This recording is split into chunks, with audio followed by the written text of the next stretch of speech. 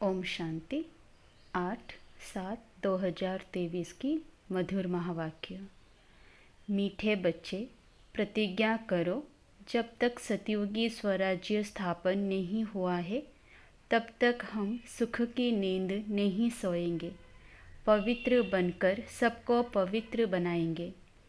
प्रश्न: ड्रामा में कौन सी मौत होना भी जैसे संगम युग की रस्म है? उत्तर: विजय माला में आने का पुरुषार्थ करने वाले अच्छे अच्छे बच्चे भी आश्चर्यवत सुनंती कथंती फिर भागंती हो जाते, अर्थात मर जाते हैं।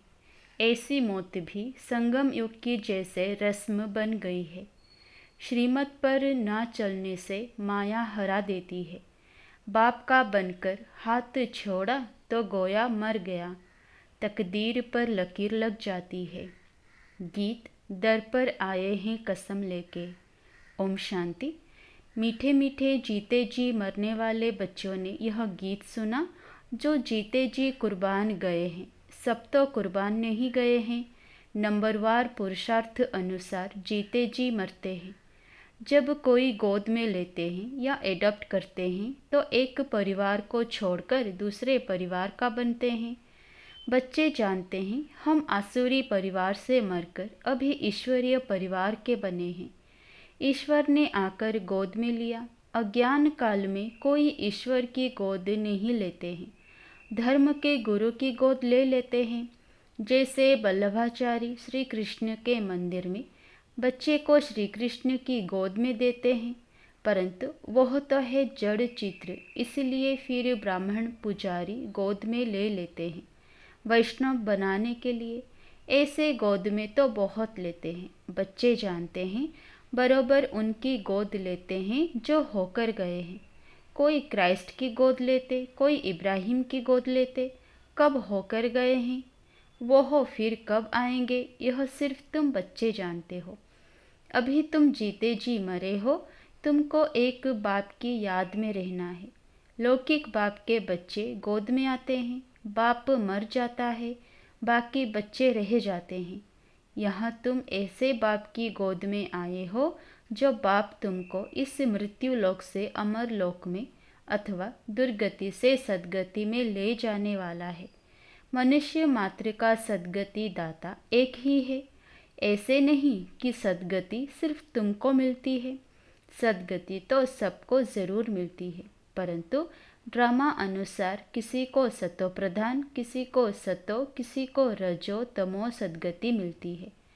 भल तमो में आते हैं तो भी पहले आने से दुख नहीं भोगते, पहले सुख जरूर भोगना है। अंत में तो सभी दुख भोगते हैं। बाप कहते हैं कि सद्गति दाता पतित पावन में एक ही हूँ। पहले पहले जो आत्माएं आती हैं वह सुख भोगती है, फिर दुख में आती है। तुम भी नंबरवार पुरुषार्थ अनुसार पहले सतो प्रधान, फिर सतो रजो तमो में आते हो। तुम भी नंबरवार सद्गति को पाते हो। मुख्य 8 दाने गिने जाते हैं ना। अब तुम सब द्रौपदियाँ हो, बाप के बने हो तो बाप को कभी छोड़ना नहीं है, परंतु श्रीमत पर याद नहीं करते हैं तो फिर माया हाथ छुड़ा देती है। गोद तो ली, शुरू में चलते आए।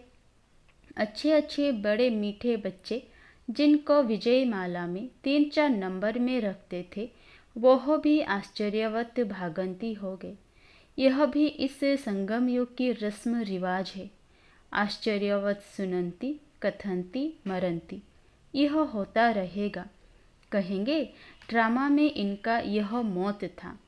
बाप का बनकर फिर हाथ छोड़ा तो गोया मर गया। है तो भल इस दुनिया में, परंतु जीते जी यहाँ से निकलकर आसुरी दुनिया में चला गया। कोई कारण तो बनता है ना। भल कहेंगे ड्रामा, परंतु श्रीमत पर ना चलने से माया से हार खा लेते हैं, तकदीर पर लकीर लग जाती है। ईश्वर का बनने से फिर होती है माया से लड़ाई। बाकी देवताओं और असुरों की लड़ाई नहीं होती है। माया असुर है जो जीत पा लेती है। अच्छा, अब बच्चे लिखते हैं कि राखी बंधन के त्योहार पर क्या करें। हर त्योहार पर तैयारियां तो करते हैं ना। रक्षाबंधन पर्व के उपलक्ष्य में इन एडवांस जाकर राखी बांधते हैं। इसका पूरा रहस्य भी बुद्धि में होना चाहिए। आगे तो ब्राह्मण ब्राह्मणियां राखी बांधते थे, अब यह रिवाज निकला है कि बहन भाई को राखी बांधती है। असल में ब्राह्मण राखी बांधते थे क्योंकि ब्राह्मण जाति ऊंच स्वच्छ गाई हुई है। ब्राह्मण असूल सन्यासियों से भी ऊंच है, परंतु ड्रामा अनुसार इस समय सन्यासी ऊंच बन गए हैं। आगे ब्राह्मण राखी बांधते थे, फिर जन्माष्टमी पर वह राखी खोलते थे। जैसे द्रौपदी के लिए कहते हैं कि जटाएं खोल दी थी। ऋषि लोगों की जटाएं भी हमेशा खुली रहती है। पतिव्रता स्त्री होती है तो चोटी बांधती है। द्रौपदी ने खोल दिया था कि जब तक हम अपना राज्य नहीं लेंगे तब तक चोटी नहीं करेंगे। अब तुम बच्चों को सिर्फ अर्थ समझाया जाता है। जब तक हम स्वराज्य नहीं लेंगे तब तक सुख से सोएंगे नहीं। गाते हैं ना, आराम हराम है। अंदर में यह जोश रहता है कि जब तक स्वराज्य नहीं लिया है तब तक सुख कहाँ। सुख तो भविष्य में पाना है, इसके लिए पुरुषार्थ अब करना है। अब तुम जानते हो, रक्षाबंधन अर्थात पवित्र रहने के लिए हम प्रतिज्ञा करते हैं। राखी अर्थात प्रतिज्ञा की बात है। अब यह त्योहार कब से शुरू हुए, क्यों शुरू हुए, कौन निकला जिसने राखी बंधन की राय निकाली? कोई एक राय निकालते हैं, फिर उसका नाम वाला हो जाता है, तो यह पवित्रता की निशानी है। बहन तो हुई कुमारी, कुमारियाँ बांधती है। तुम गृहस्थी को भी जाकर बांधती हो। कुमार तो है ही कुमार।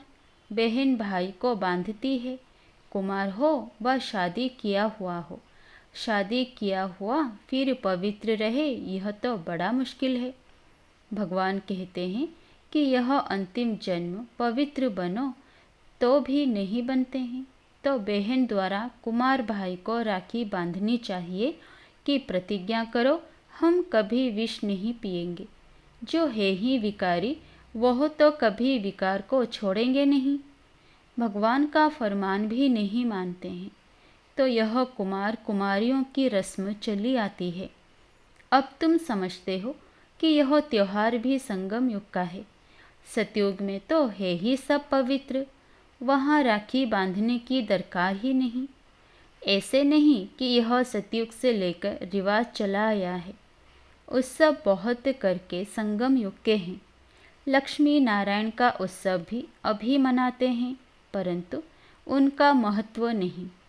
श्री कृष्ण जयंती मनाते हैं, परंतु पहले तो श्री कृष्ण को ऐसा किसने बनाया वह बताओ।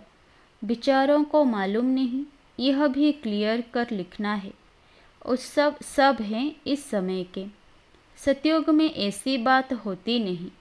यह तो द्वापर में कुछ समय बाद फिर शुरू होते हैं। दीपमाला का उत्सव भी सतयुग में नहीं मनाया जाता, जैसे यहाँ मनाते हैं। यहाँ मनाने का अर्थ दूसरा है। उत्सव का महत्व कब का है, यह समझने की बात है।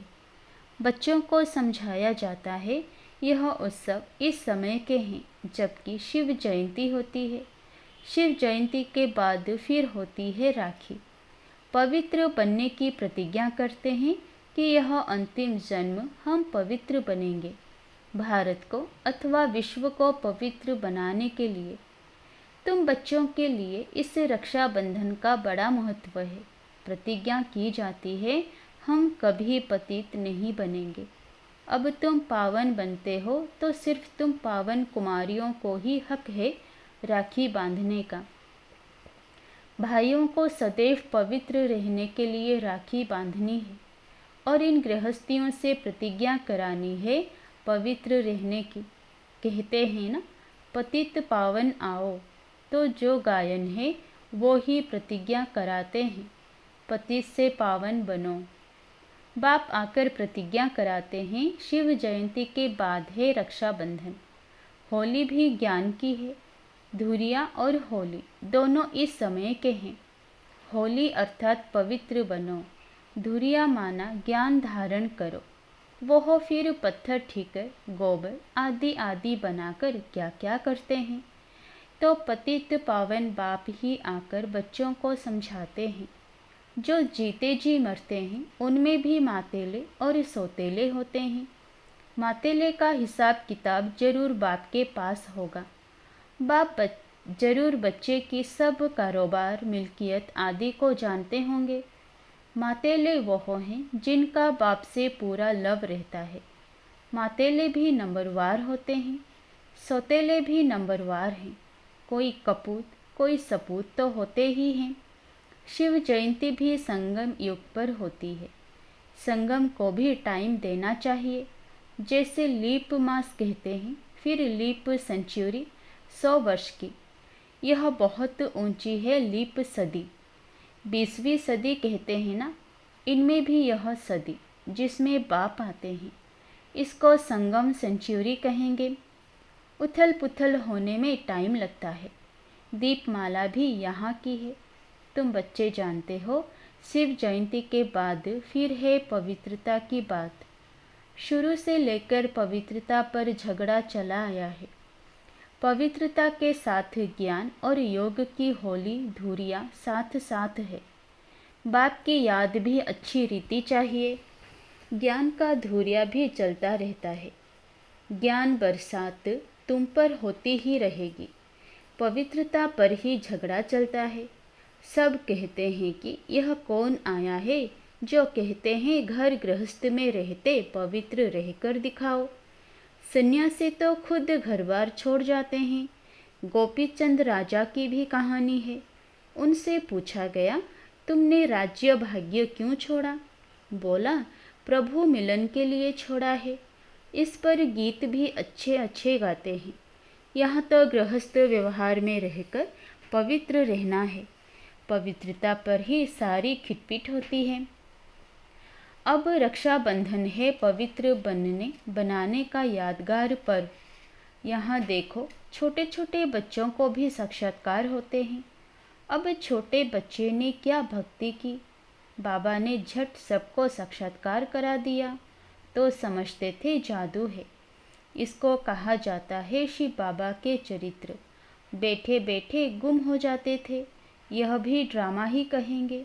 एक दो को देखा और ध्यान में चले गए। यह सब चरित्र परमपिता परमात्मा के हैं, श्री कृष्ण के नहीं। श्री कृष्ण का नाम ले सारी बदनामी की है। भागवत में क्या क्या लिख दिया है। श्री कृष्ण सतयुग का प्रिंस, उसने चीर हरे, यह किया। ऐसे चरित्र तो गाए नहीं जाते। दुनिया वाले समझते हैं बरोबर श्री कृष्ण ने यह सब किया होगा।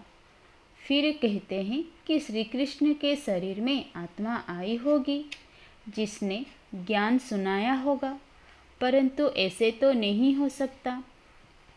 वह तो प्रिंस नामी ग्रामी था। फिर रथ दिखाते हैं, रथ में श्री कृष्ण दिखाते हैं। घोड़े गाड़ी पर बैठ पाठशाला चलाई जाती है क्या? यह है राजयोग की पाठशाला। कहाँ उन्होंने युद्ध का मैदान दिखाया है और कहाँ तुम्हारी यह युद्ध। यह है माया पर जीत पाने की युद्ध। तो तुम बच्चों को रक्षाबंधन पर समझाना है।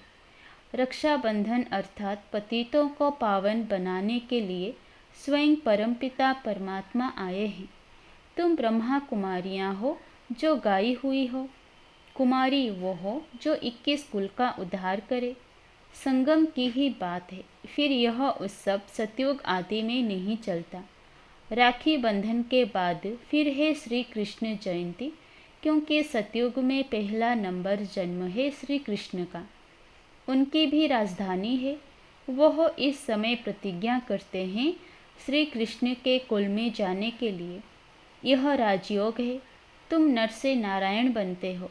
लक्ष्मी नारायण की जीवन कहानी है नहीं। बाप ने समझाया है राधे कृष्ण सो लक्ष्मी नारायण की जीवन कहानी। श्री कृष्ण का जन्मदिन मनाते हैं। अच्छा, नारायण जयंती कहाँ? कारण होगा ना समझने के कारण सारा खेल ही मुंझा दिया है। महत्व सारा यहाँ के हैं। ऐसे भी मत समझो कि दीपमाला कोई सतयुग से शुरू होती है। सतयुग में तो है ही पवित्र दुनिया, सभी की आत्माएं जगी हुई है। उत्सव सब इस समय के हैं। अभी तुम सबकी बायोग्राफी को जानते हो। शिव बाबा स्वयं आकर के बच्चों को कहते हैं कि अब पवित्र बनो, तुम आत्माएं मैली हो गई हो। सन्यासी तो कहते हैं आत्मा निर्लेप है, इसलिए बहुत लोग कह देते हैं अंडा मछली आदि खाने में कोई हर्जा नहीं है। सबकी अपनी अपनी रस्म रिवाज है ना। आगे काली पर मनुष्यों की बलि चढ़ाते थे। शिव को तो काला नहीं कहेंगे, ना शंकर को कहेंगे। हाँ, ब्रह्मा और विष्णु के 2 रूप गोरे से काले बनते हैं। यह सब बाप बेट समझाते हैं। अच्छा, मीठे मीठे सिकिलधे बच्चों प्रति माता पिता बाप दादा का याद प्यार और गुड मॉर्निंग। रूहानी बाप की रूहानी बच्चों को नमस्ते। धारणा के लिए मुख्य सार। पहला, बाप से पूरा पूरा लव रख, मातेले बनना है। अपना पूरा समाचार बाप को देना है, कभी भी कपूत नहीं बनना है। दूसरा, रक्षाबंधन का यथार्थ रहस्य बुद्धि में रख, पवित्र जरूर बनना है। माया से कभी हार नहीं खानी है। पवित्रता के बल से स्वराज्य लेने की प्रतिज्ञा करनी है। वरदान, सदा मिलन के झूले में झूलने वाले तत्त्वम के वरदानी बाप समान भव। जैसे बाप दादा आप मालिकों की आज्ञा को मानकर मिलन मनाने के लिए आते हैं, जी हाजिर का पाठ पढ़कर हाजिर हो जाते हैं, ऐसे ही तत्त्वम अमृत वेले से लेकर दिन के समाप्ति तक धर्म और कर्म में बाप समान बनो, तो सदा मिलन के झूले में झूलते रहेंगे। इस मिलन के झूले में रहने से प्रकृति और माया दोनों ही आपके झूले को झुलाने वाले दासी बन जाएंगे। सर्व खजाने आपके इस श्रेष्ठ झूले का श्रृंगार बन जाएंगे। स्लोगन, सदा ब्रह्मा बाप की भुजाओं में समाये रहो तो सेफ्टी का अनुभव करेंगे। अच्छा, ओम शांति।